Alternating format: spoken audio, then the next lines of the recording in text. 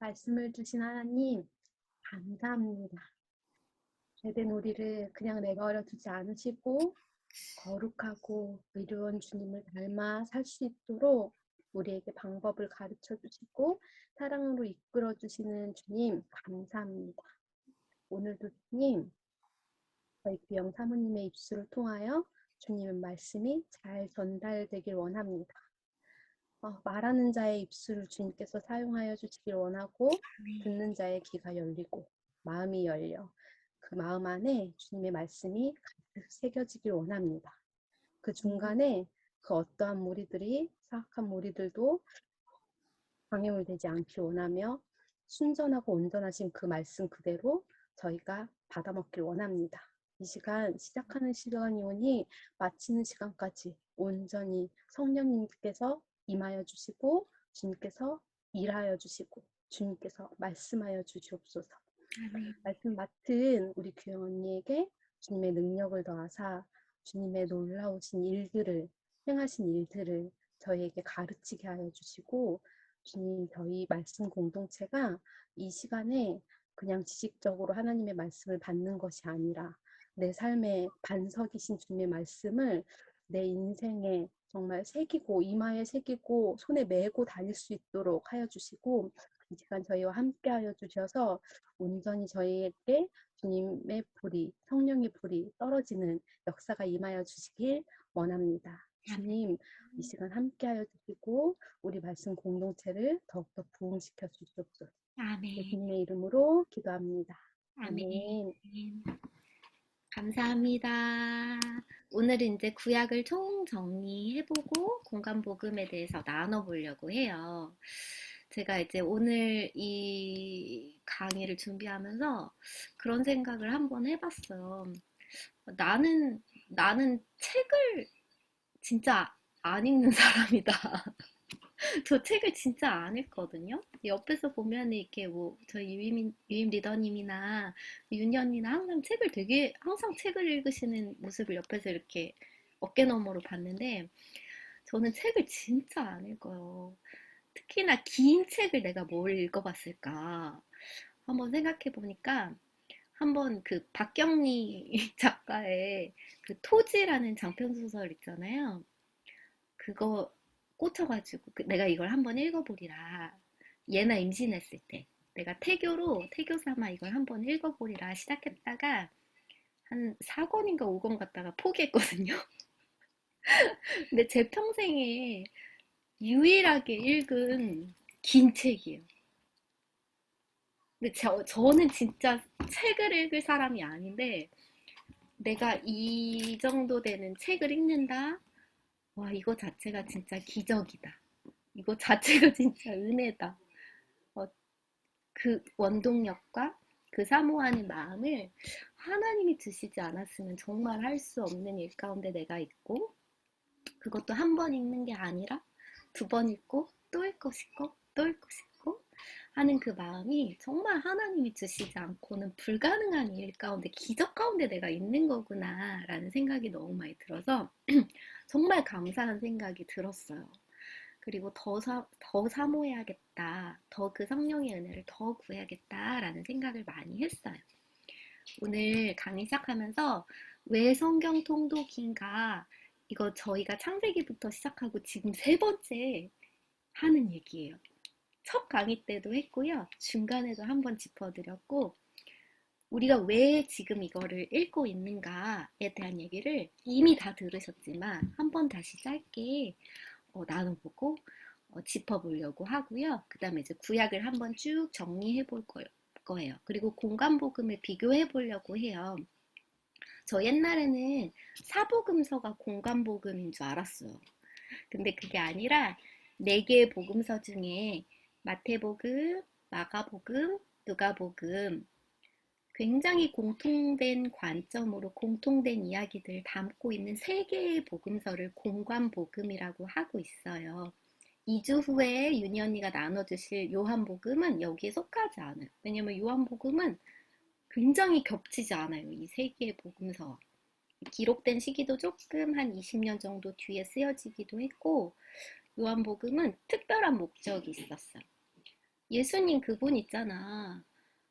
공간복음이 이렇게 좀 객관적으로 예수님의 행적을 쫓아다녔다면 요한복음은 정말 명확한 의도를 가지고 그분이 바로 하나님이시라고. 그분이 정말 하나님이셔. 라는 얘기를 처음부터 하고 있어.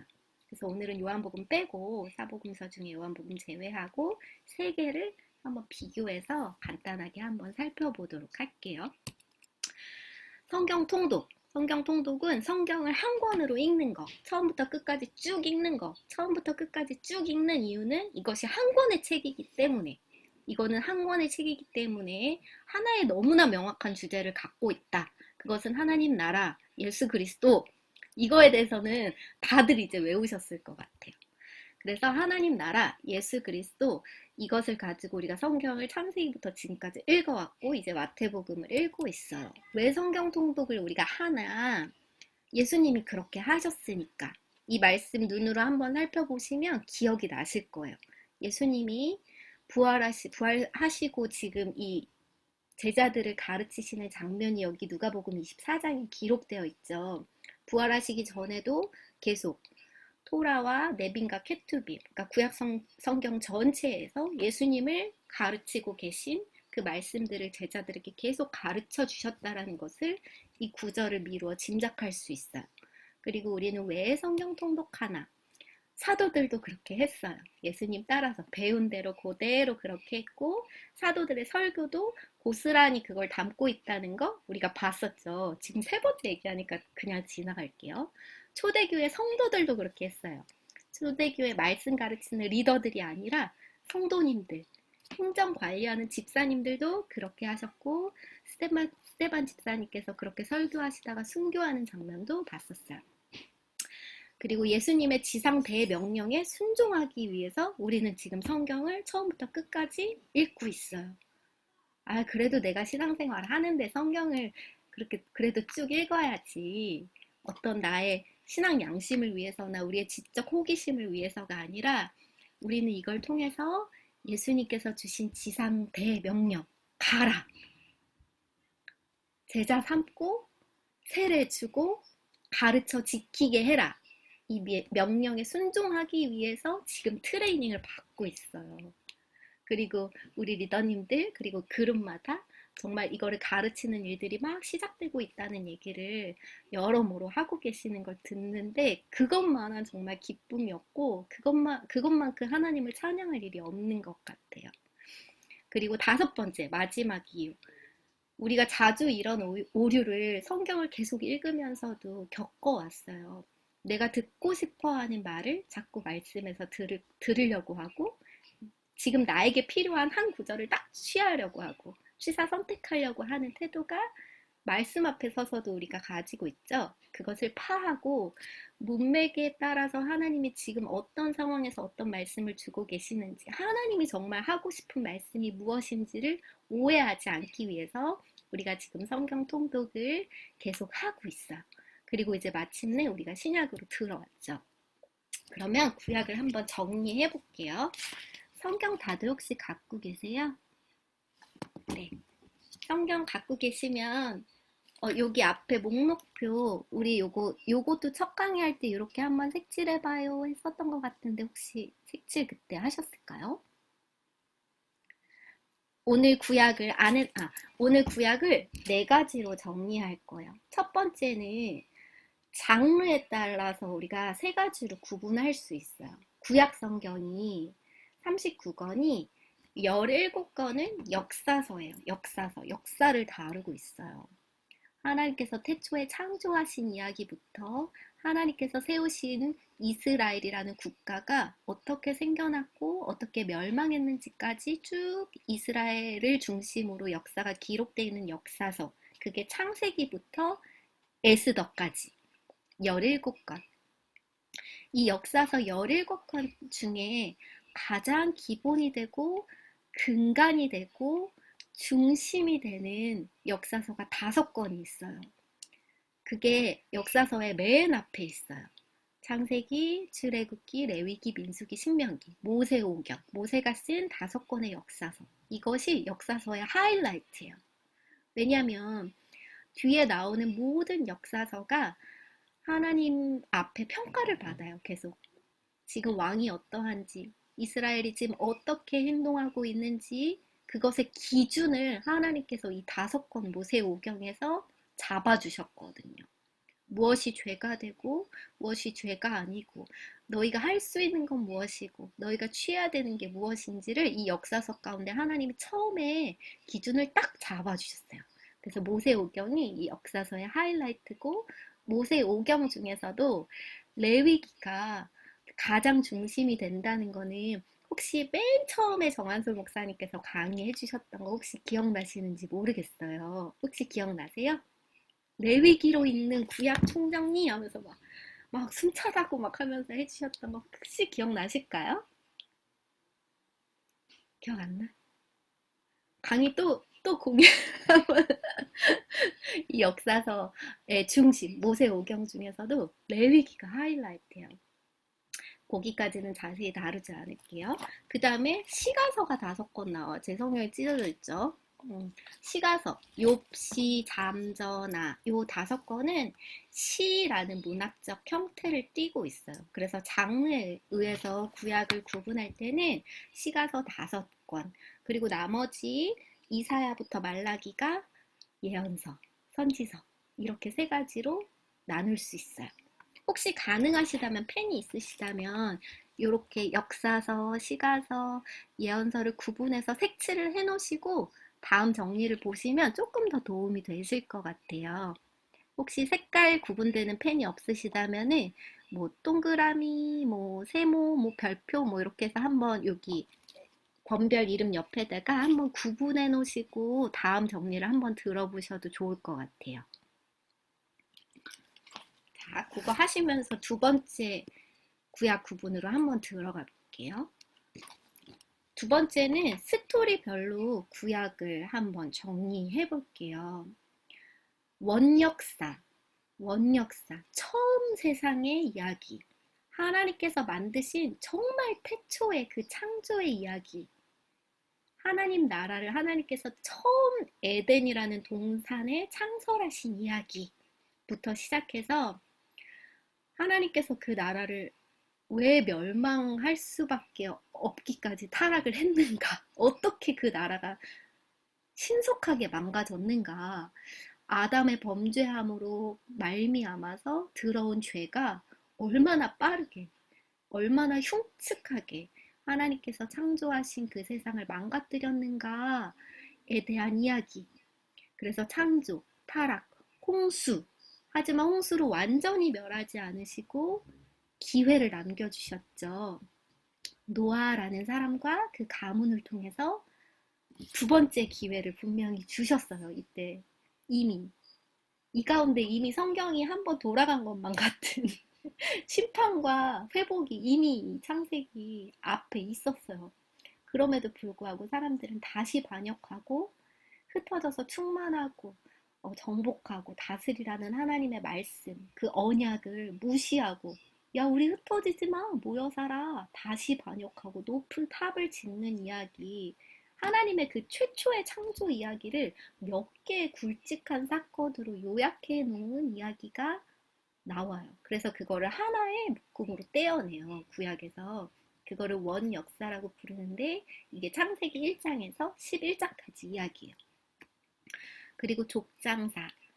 하나님께서 창세기 12장에 한 사람을 불러내시고 그 한 사람한테 아무 이유 없이 정말 말도 안 되는 언약을 주시죠. 네가 복이 될 거야.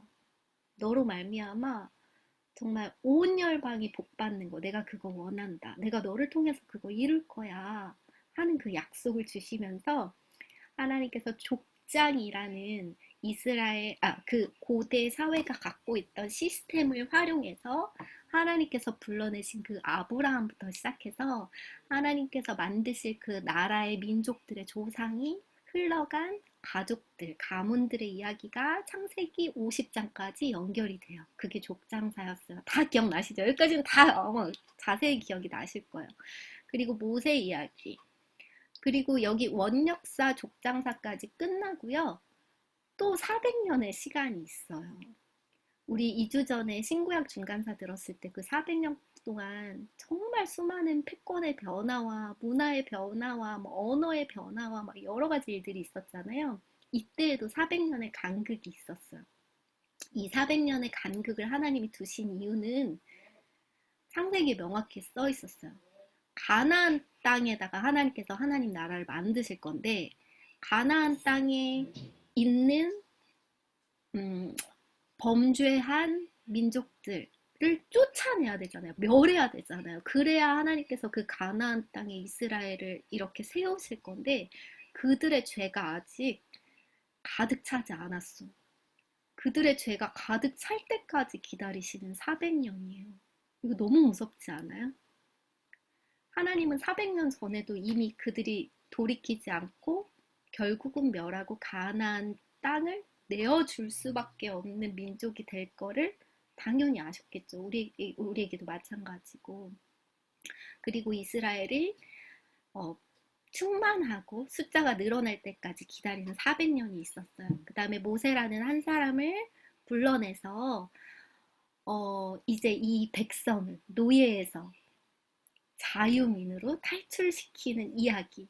엄청 신나는 이야기인데 고구마 100개 먹는 출애굽기, 불평불만 시리즈, 민수기, 신명기, 그리고 하나님의 법도를 세워주시는 레위기 다 기억이 나실 거예요. 여기까지는 굉장히 잘 기억이 나실 것 같아요. 그게 지금 창세기부터 모세오경까지를 우리가 훑었어요. 그 다음에 정복시대와 사사기는 성경에서 그 다음부터 그러니까 여호수아부터 사사기, 룻기까지가 땅을 차지하는 이야기, 가나안 땅을 정복하는 이야기, 그리고 그 가나안 땅에서 너무 쉽게 출애굽의 역사, 그 홍해를 가르신 일들, 수많은 기적들, 하나님의 보호하심 싹 까먹고 다시 우리 왕이 없어. 우리 왕이 없잖아. 그러니까 다 제멋대로 살던 이야기, 그게 사사기 읽었어요. 그리고 사사시대에 하나님께서 정말 초라하고 아무것도 없는 것 같은 한 가문에게 집중하시고 그 한 가문의 외국인 여자한테 집중하시면서 소망을 주시고 빛을 비춰주시는 이야기가 룻기에 나왔어요. 여기까지가 사사시대예요. 그 다음에 통일왕국. 왕이 없어. 왕 좀 주세요. 하나님 결국 왕을 주세요. 그런데 왕을 주셔서 이루신 이 이스라엘이라는 하나의 통일된 왕국, 12지파로 흩어져서 있었지만 하나의 왕국을 이루어서 통일된 하나의 나라로서 존재했던 이스라엘이 왕 세대 만에 쪼개지죠. 사울, 다윗, 솔로몬 다음에 분열왕국. 나라가 북이스라엘, 남유다로 쪼개졌고 북이스라엘은 정말 신속하게 죄짓다가 망했고 남유다는 하나님께서 기회를 더 주셨고 돌이켜라. 수많은 선지자들 통해서 말씀 주셨지만 결국은 망해버린 그 이야기. 통일왕국이 사무엘상 그리고 사무엘하 이야기라면 우리 분열왕국이 열왕기상, 열왕기하 이렇게 해볼 수 있을 것 같아요. 지금 요 목록을 따라오시면서 보시면 더 좋을 것 같아요. 그 다음에 역대상하가 나왔어요. 역대상하가 역사서에서는 바로 붙어 있었지만 기록된 시기상으로는 시간 차이가 많이 났었어요. 여기에 붙어 있지만 이것은 나중에 포로를 끌려갔다가 포로로 돌아오고 나서 에스라 학사가 우리는 이런 역사를 갖고 있었어. 우리가 이렇게 돼서 하나님께 벌 받은 거야. 그러니까 우리가 돌이켜야 되고 말씀으로 돌아가야 돼. 우리의 스토리는 이랬어. 라고 남유다 중심으로 다시 기록해 준 이야기가 역대상하에 있었어요. 그래서 역대상은 여기 요 PPT에 보이는 데서 통일 왕국에 해당하고요. 역대하는 분열 왕국에 해당이 되고 있어요. 그 다음에 바벨론 포로 시기. 포로 시기는 여기 역사서에는 딱히 기록되어 있지 않고요. 나머지 역사서 3권, 에스라, 느헤미야, 에스더니 이제 포로 귀한 시기로 보시면 될 것 같아요. 그 다음에 5권 시가서는 이 구약 정리해서 어디를 들어가나 욥기는 원역사에 해당해요. 족장사로 가야겠다. 족장 시대에 아브라함 때에 있었던 욥이라는 굉장히 하나님을 경외한다고 했었던 사람의 이야기. 시편, 잠언, 전도서, 아가는 다 통일 왕국에 들어가는 거 이제 끼워 보실 수 있겠죠. 시간상으로 보시면. 그리고 나머지 이제 선지서를 한번 볼게요. 원역사, 족장사, 모세 이야기, 정복시대 이때는 문서 선지서가 없었어요. 근데 대선지서를 먼저 5권을 먼저 보시면요. 이사야가 언제 왔냐면 북이스라엘이 멸망할 당시, 그러니까 분열왕국이라고 볼게요. 분열왕국 시기. 아직 남유다는 멸망하지 않았고 북이스라엘이 멸망할 때 그때쯤에 예레미야, 에가는 남유다가 멸망할 때, 그래서 여기 분류상으로 보시면은 분열왕국에 해당이 되고요. 에스겔, 다니엘은 포로지에서 활동했던 선지자인 거 기억나실 것 같아요. 그래서 여기 분류상에는 바벨론 포로기에 들어가요. 그렇게 5권의 대선지서가 정리가 되고요. 12권의 소선지서가 있어요. 12권의 소선지서는요. 일단은 북이스라엘에게는 하나님이 이 문서 선지서를 많이 보내주지 않으셨어요. 2명을 기억하시면 돼요. 호세아, 아모스. 호세아와 아모스가 분열왕국에 들어가니 소선지서에 해당하고요. 그 다음에 포로기에 활동했던 선지자들이 있어요. 혹시 누군지 포로 귀환했을 때 성전을 다시 지어라 하면서 말씀해 주셨던 선지자들이 있어요. 성전 다시 지어라. 학개스가랴 2명. 그리고 말라기는 시기상으로 따지면 가장 마지막, 그러니까 포로 귀환에 들어가겠죠. 그리고 오바디아 있죠. 오바디아 선지자. 에돔으로 보냄받았던 오바디아 선지자가 시기상으로 따지면은 이스라엘은 바벨론 포로기였을 때 에돔으로 보냄받았어요. 그리고 나머지 남아있는 소선지자들은요. 다 분열왕국 때예요. 좀 복잡하게 느껴지시죠? 요거 한번 볼게요. 여기까지 통일왕국까지는 다 아실 것 같아요. 분열왕국에 보면은 제가 빨간색으로 사렘, 겔, 단 이렇게 써놨어요. 나중엔 혹시 우리가 함께가 아니더라도 혼자 성경을 읽으실 때 사렘, 겔, 단 5권의 대선지서가 비교적 시간 순서상으로 되어 있어요. 이사야가 가장 처음 북이스라엘 멸망 시기의 선지서였고, 그 다음에 예레미야가 남유다 멸망 당시, 그리고 에스겔, 다니엘은 바벨론 포로기. 비교적 이 5권이 시간 순서대로 있는 거 기억하시면 성경 읽으실 때 많이 도움이 되실 것 같고요. 그 다음에 오바디아, 에돔으로 보냄받은 오바디아가 포로기에 에돔으로 보내졌고, 학개, 스가랴, 말라기 3명의 선지자가 나중에 포로 귀환 이후에, 말라기는 그것보다도 조금 더 후에 하나님께서 보내주신 말씀이었다. 그리고 나머지 선지자 소선지서 다 몽땅 언제? 분열왕국 때. 가장 여기서 보면 원역사부터 포로 귀환까지 하나님께서 계속 범죄했잖아. 계속 범죄했어.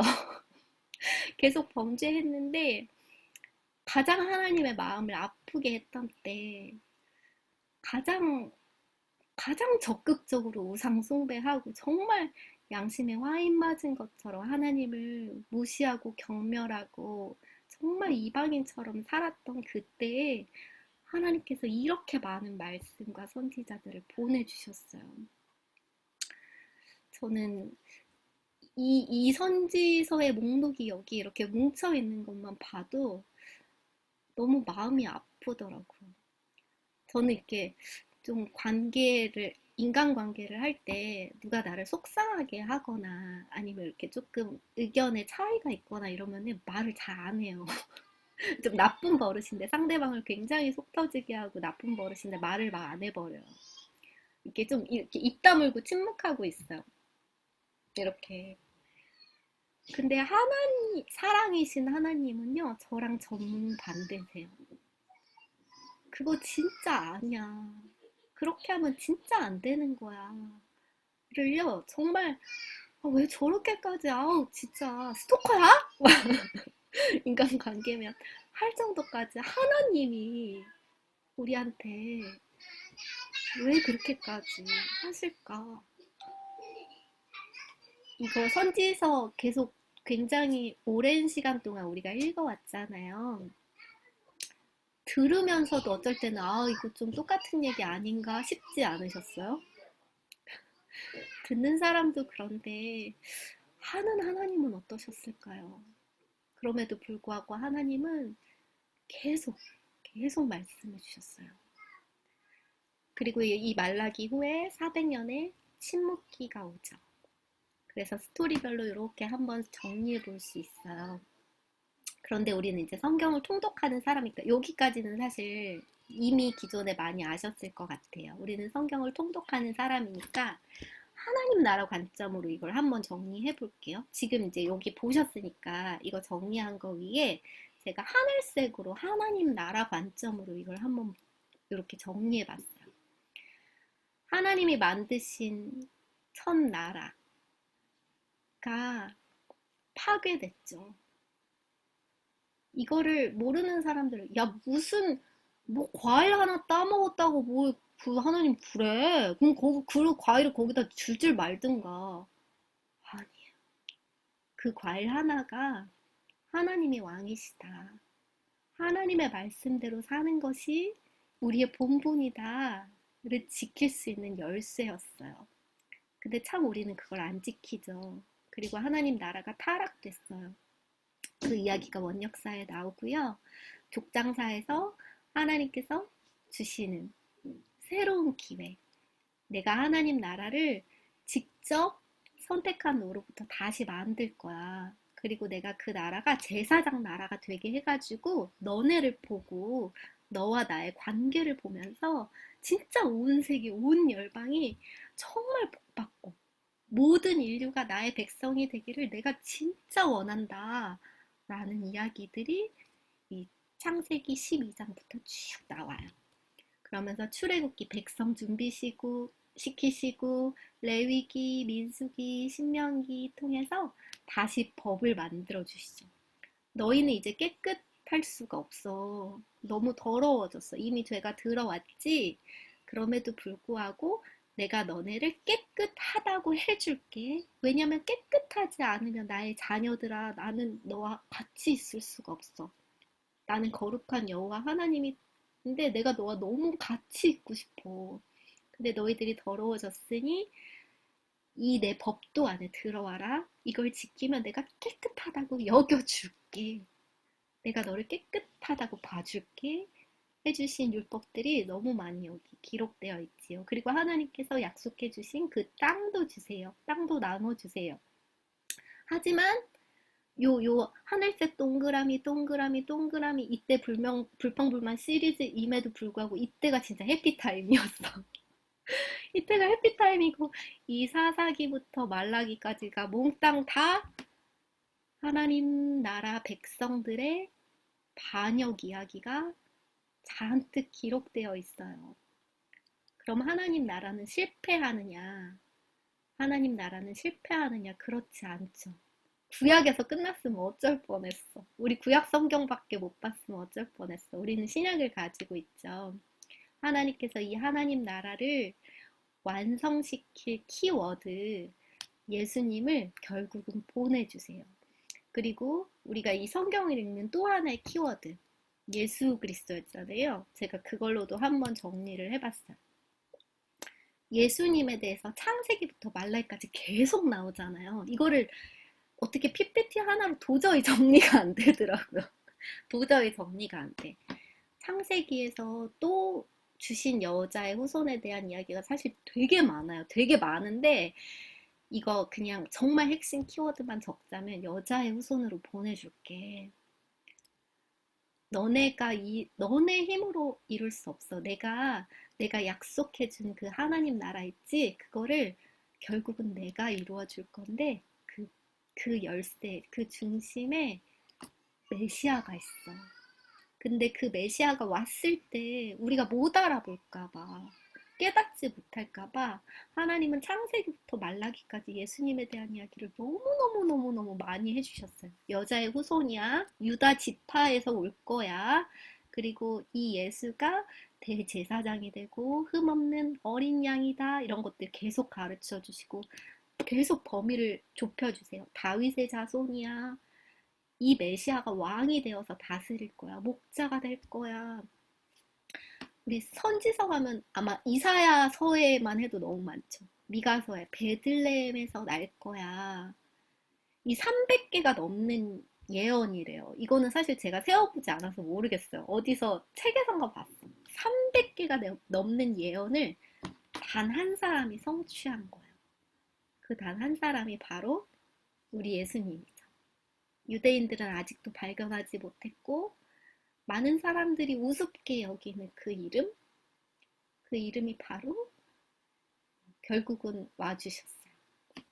그래서 구약을 여기까지 이렇게 한번 정리해보고요. 예수님이 이제 드디어 오셨어요.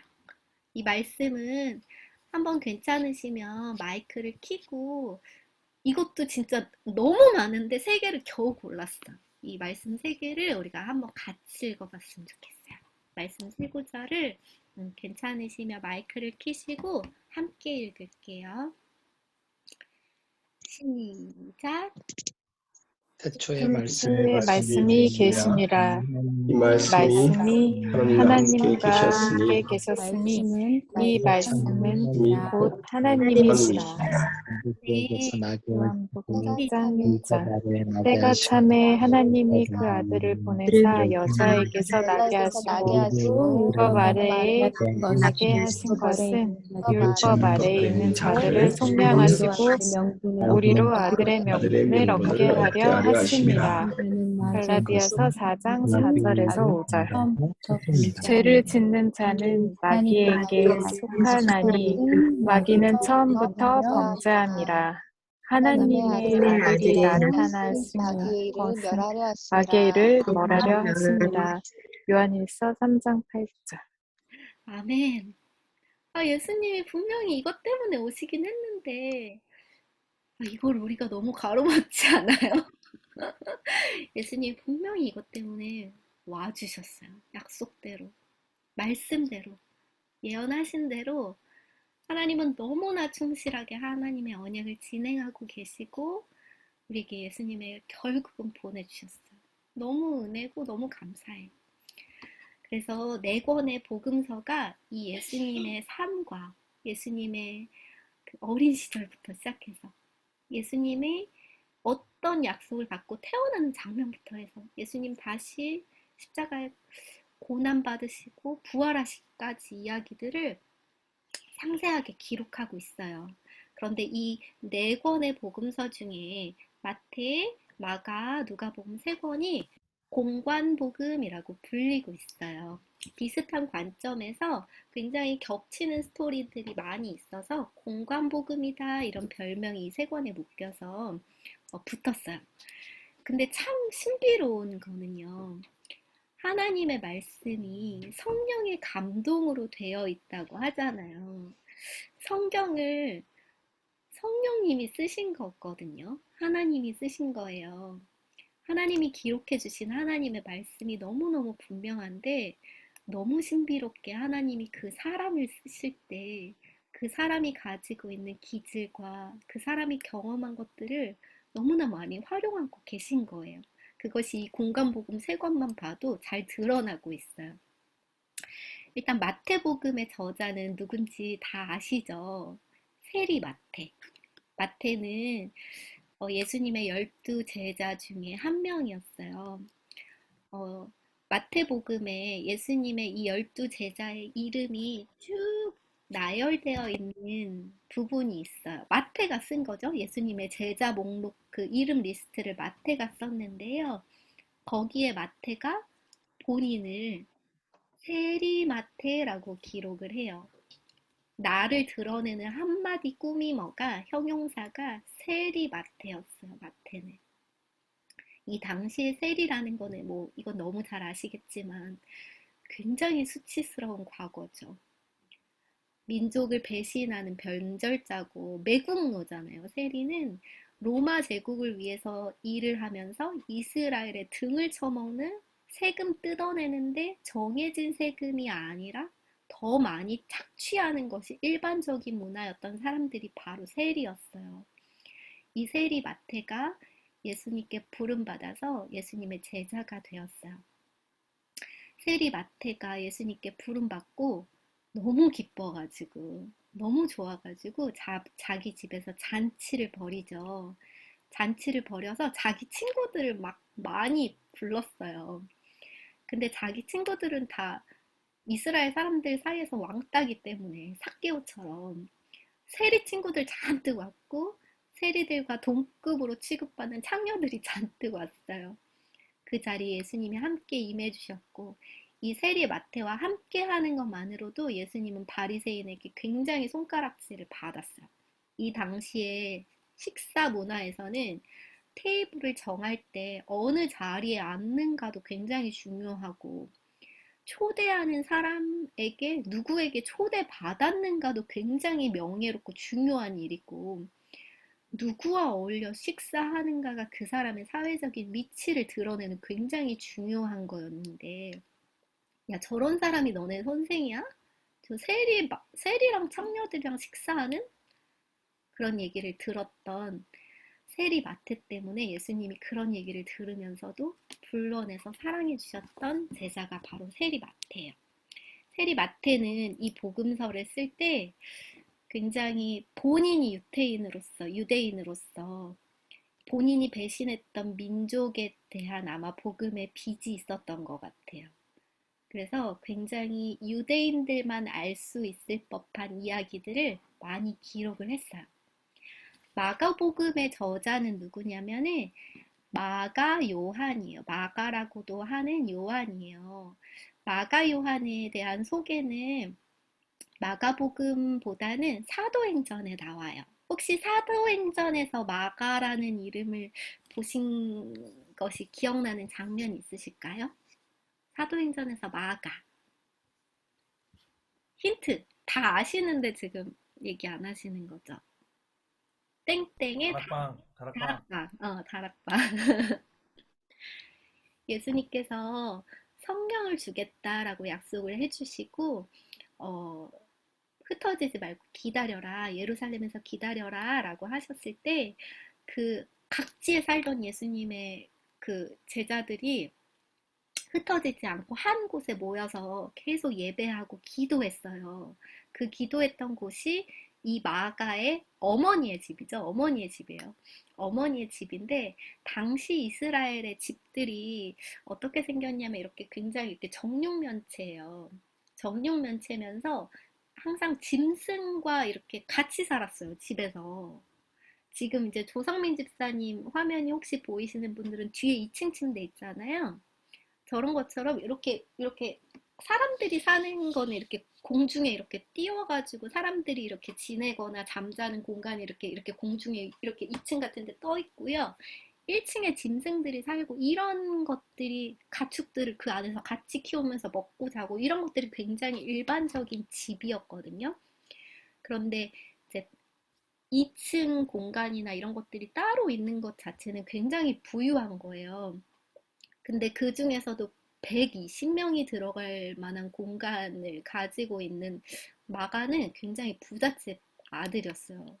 굉장히 부유한 마가였는데 마가는 예수님의 제자일까요? 아닐까요? OX 퀴즈. OX. 마가는 예수님의 제자가 아니잖아요. 근데 어떻게 복음서를 썼을까요? 신기하죠. 예수님의 제자 정도 돼야 이렇게 예수님의 행적을 옆에서 보고 듣고 할 수 있었을 텐데 마가는 예수님의 제자는 아니지만 굉장히 뿌리 있는 믿음이 있는 가정에서 자라면서 이렇게 막 다락방도 성도들에게 내주고 이러면서 굉장히 신앙 있는 집안에 있으면서 예수님 주변을 좀 맴돌았어요. 성경에 보면은 예수님께서 십자가에 달리실 때 이렇게 예수님 그 재판 받으시는 얘기 듣고 깜짝 놀라갖고 어떤 청년이 자다가 옷도 못 걸치고 이렇게 막 호디불 하고 나갔다가 누가 이렇게 이불 이렇게 해가지고 빨개 벗고 도망간 청년이 있었잖아요. 그 청년의 이름이 나오지 않지만 그 청년이 마가일 거라고 얘기하거든요. 마가는 굉장히 신앙 있고 부유한 집에서 잘 자라면서 제자들에게 없는 게 하나 있었는데 그게 뭐냐면요.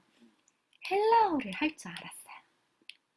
신구약 중간사에서 들으셨죠? 그 당시 시대에 이 신약 시대의 공용어 지금 이제 영어잖아요. 영어 하면 이제 대부분 모든 나라에서 통하는데 그 당시 공용어가 헬라어였단 말이에요. 근데 이 마가는 굉장히 헬라어를 잘 할 줄 알았어요. 그래서 베드로가 사역을 할 때 마가와 함께 많이 동행을 했어요. 왜냐면 이제 베드로는 어부 출신이라 헬라어 교육을 받지 못했어요.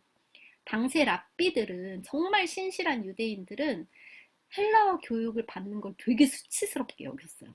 어떻게 뿌리 깊은 유대인이 그리고 쌍놈의 자식이 언어를 배워 거의 그런 수준이었어요. 하지만 이제 마가가 헬라어를 잘했기 때문에 베드로의 동역자가 돼서 베드로 설교의 통역을 항상 계속 해주었어요.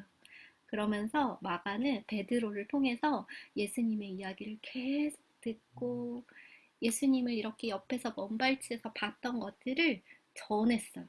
그래서 마가의 이 복음은요, 헬라어로 쓰여졌어요. 헬라어로 성경이 쓰여진 거는요, 너무 놀랍고 기쁜 소식이에요. 왜냐면 구약 성경이 어떤 언어로 쓰여졌는지 혹시 기억하세요? 히브리어. 이스라엘의 민족의 언어로 쓰여졌단 말이에요. 이스라엘 사람만 써요. 히브리어는 아무도 안 써. 히브리어를 모르기 때문에 구약 성경을 읽을 수가 없잖아요. 그런데 신구약 중간기에 어떤 일이 있냐면 이 구약 성경이 헬라어로 번역되는 일이 있었어요. 70인역이라고 하는데 이 70인역 헬라어 구약 성경이 있었기 때문에 로마의 백부장들이랄지 아니면 사도행전에 나오는 이디오피아 내시랄지 이런 사람들이 그 헬라어로 된 구약 성경들을 이미 읽고 있었단 말이에요. 고넬료랄지 이런 사람들이 그런 사람들이거든요. 그런데 헬라어로 된 예수님에 대한 복음서가 나온 거잖아요. 얼마나 많은 사람들에게 이 복음서가 읽혔겠어요. 근데 마가는 흑역사가 있어요. 성경에서.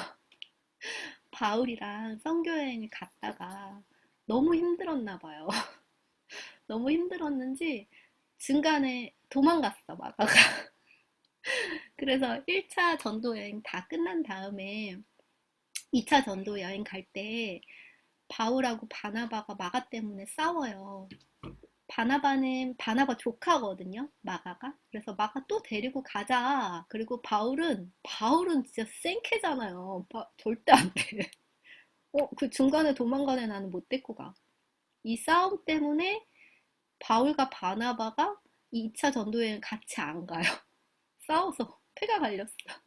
그래서 바울은 신라와 2차 전도여행을 떠날 정도로 마가가 조금 철이 없었는지 부잣집 아들이라서 고생하는 거에 익숙하지 않았는지 그럼에도 불구하고 하나님이 이런 마가를 통해서 복음서를 기록해 주셨다는 게 너무 감사해요. 너무 은혜예요. 너무 우리 같잖아요, 마가가. 너무 우리 같거든요. 근데 하나님이 이런 마가를 통해서 마가복음을 주셨어요. 마가복음은 다른 복음서보다 굉장히 짧아요. 그리고 굉장히 신속해요. 그래서 저는 만약에 이렇게 처음 성경을 읽으시는 분들이 있으면 개인적으로는 마가복음을 같이 읽자거나 마가복음을 좀 많이 권하는 편이긴 해요. 누가복음의 저자는 누가예요, 누가. 누가는 이름부터 헬라어예요, 누가. 외국인이에요. 헬라어를 쓰는 외국 사람이에요. 마가는 헬라어를 할 줄 아는 유대인인데 누가는 외국인이야. 아니 외국인 이방인이야. 그런데 이 의사 누가가 예수님을 믿고 2차 전도 여행부터는 전도 여행도 같이 다녀요. 그러면서 이 누가는 누구랑 계속 동역을 같이 했냐면 바울하고 같이 다녔어요. 바울하고 계속 전도여행 같이 다니고 동역하면서 이 누가복음을 기록했어요. 그런데 사실 누가는 누가복음 하나만 쓰지 않았어요. 하나 더 썼거든요. 혹시 아시는 분? 누가가 쓴 복음서가 두 개가 있어요. 하나는 누가복음이고요. 하나 더 있어요.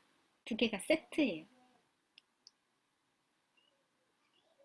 사도행전.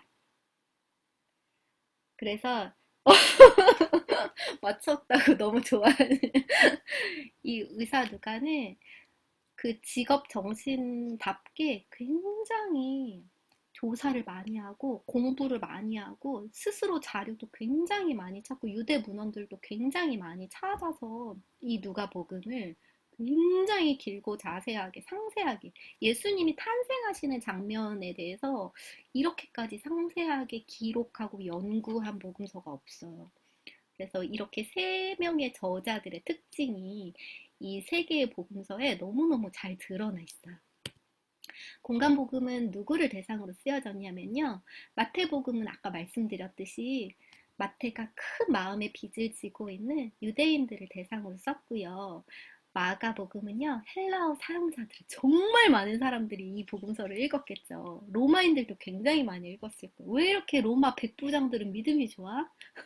왜 이렇게 백부장들은 믿음이 좋은지 그 군인들도 분명히 이 마가복음을 읽었을 거예요. 누가복음은 너무 놀라워요. 누가복음은 누가복음 읽으신 아직 우리 안 읽었지만 아마 기억이 나실 거예요. 누가복음 사도행전 마찬가지로 앞에 뭐라고 써 있냐면은 데오빌로여라고 써 있어요. 데오빌로여. 이 데오빌로는 한 사람의 이름이에요. 이 누가복음과 사도행전은요. 한 사람을 위한 복음서예요. 많이들 사랑하시는 성경이죠. 사도행전, 누가복음도 마찬가지고 한 사람을 위한 복음서를 이렇게 썼다는 게 믿어지세요? 이 데오빌로가 누군지는 명확하게 나와 있지 않지만 호칭이 각하라고 하는 거 보니까 꽤 높은 지위에 있는 사람이요. 데오빌로 각하여라고 하면서 꽤 높은 어떤 직위를 가지고 있는 사람인데요. 아마 이미 예수님을 믿는 믿음이 있는 것 같아요. 아마 구약 성경도 이미 알고 있고 듣고 있고 읽고 있었을 그 데오빌로에게 누가가 그 선교의 현장에서 그리고 제자들과 함께 동역하는 그 현장에서 생생하게 들었던 그 예수님에 대한 이야기와 그리고 본인이 찾고 연구한 굉장히 상세한 그 기록들을 데오빌로 한 사람에게 편지로 써서 보낸 거예요. 저는 누가복음이 너무 놀라워요. 한 사람에게 복음을 얼만큼 전해 보셨어요? 누가복음을 나중에 읽으실 때 누가복음은요 절수도 겁나 길어요. 막 한 장에 막 57절 막 이래. 한 사람을 위한 복음의 열정이 어떻게 이룰 수가 있을까요? 누가복음 나중에 읽으실 때 정말 그런 은혜가 또 함께 임하셨으면 좋겠어요. 각 공간복음의 특징이 있어요. 마태복음은 이제 아실 것 같아요. 마태복음에 보면요. 선지자들의 말에 이런 표현들이 되게 많아요.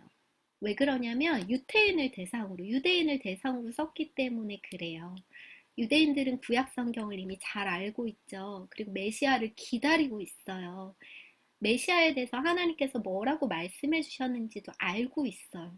그런데 그 성경의 그 메시아가 지금 이 예수님인 걸 몰라요.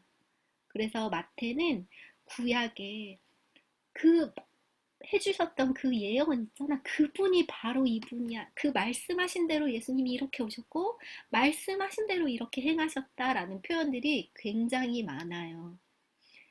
그래서 구약 성경을 우리는 읽고 마태복음으로 넘어왔기 때문에 더 연결이 되고 더 은혜가 되실 것 같아요. 마가복음은요. 예수님의 행적에 집중했다라고 제가 여기 썼잖아요. 이 행적은 뭘 말하는 거냐면요. 예수님의 가르침이나 예수님의 어떤 사랑이랄지 이런 거보다는요. 예수님의 기적을 굉장히 많이 기록하고 있어요. 다른 복음서보다. 한번 생각을 해보세요. 야, 그런 게 어딨냐? 아니라니까. 이런 일도 행하셨다니까. 진짜 복음을 너무 전하고 싶어. 예수님을 정말 알리고 싶어. 아니, 예수님은 이런 일도 행하셨다니까? 그분이 하나님이 아니시면 어떻게 이런 일을 행하셨겠어? 라고 마가는 계속 복음을 전하고 있는 거예요. 누가복음은요, 그 어떤 다른 공간 복음서보다요, 기도와 성령을 굉장히 많이 강조하고 있어요. 아마 누가는 성령 강림 사건 이후의 성도잖아요. 예수님의 제자들은 어떻게 보면 그 전 세대죠. 한 세대 전이죠. 물론 그 일들을 같이 경험했지만 그 이전의 경험들이 어떻게 보면은 강렬한 경험들을 많이 겪었지만 누가는 그것보다 조금 다음 세대 제자란 말이에요.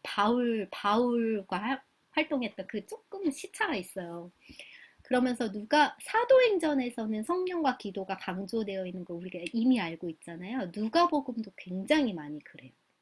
다른 공간복음에는 없지만 예수님이 기도에 대해서 비유해 주신 장면을 누가복음에만 기록한 게 두 가지가 있어요. 그리고 그거는 나중에 누가복음 읽으실 때 찾아보시라고. 아마 이게 계속 연달아 읽으시다 보면 그게 보이실 것 같아요. 두 가지가 있어요. 한번 찾아보세요. 숨은 그림 찾기처럼. 그리고 또 하나는요. 요거는 한번 저희가 성경을 찾아볼까 봐요. 예수님께서 베드로를 위해서 기도하신 내용이 적혀져 있는 게 누가복음에만 있는 게 있어요. 그 장면만 하나 찾아볼게요. 누가복음 몇 장이 있을까요? 22장. 누가복음 22장 31절 32절.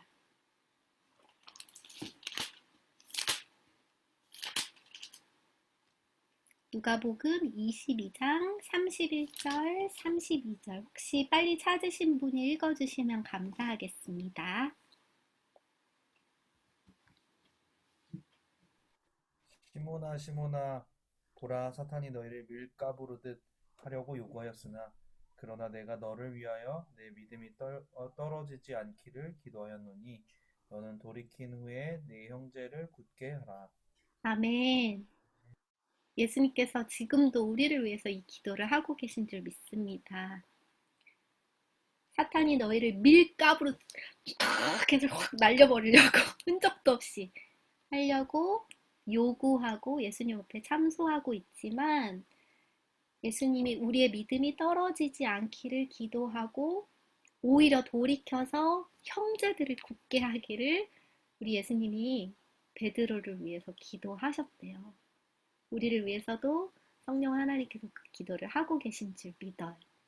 나중에 누가복음 읽으실 때 누가복음 처음에 뭐 나오는지 기억나세요? 세례 요한의 탄생 이야기 그리고 예수님의 탄생 이야기 처음에 나오잖아요. 거기에서 처음 앞 몇 장 사이에 성령 그리고 기도에 대한 장면을 제가 한번 세봤어요. 몇 번이나 나오나. 그래서 1장부터 4장까지 그냥 임의로 찝어서 다 셀 순 없으니까 한번 임의로 세봤더니 1, 2, 3, 4, 4장의 장 중에 12장면이 나오더라고요. 12장면. 이렇게 기도와 성령을 누가는 강조했어. 굉장히 이성적인 사람이었을 거거든요. 의사고 조사하고 막 복음을 그럼에도 불구하고 머리와 하나님의 심장을 함께 가지고 있었던 누가가 써준 복음서가 누가복음이에요. 이 당시에 이 각각의 복음서들이 쪽복음으로 이렇게 마가의 복음서, 누가의 복음서, 마태 복음서 이렇게 갖고 막 돌려가면서 읽었어요. 교회들에서. 책도 많지 않아서 계속 필사해가지고 전달하고. 근데 저희는 너무 손쉽게 핸디하게 가지고 있죠. 이제 복음서 읽으시면서 정말 마침내 오셨던 우리 예수님에 대한 이야기가 우리 심장 가운데 정말 사무쳤으면 좋겠어요.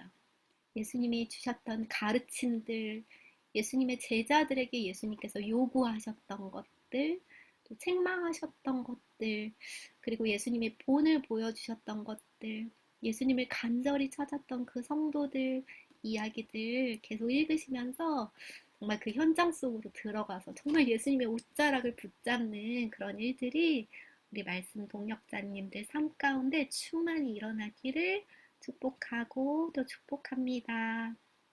오늘 강의는 여기까지예요. 제가 이제 공유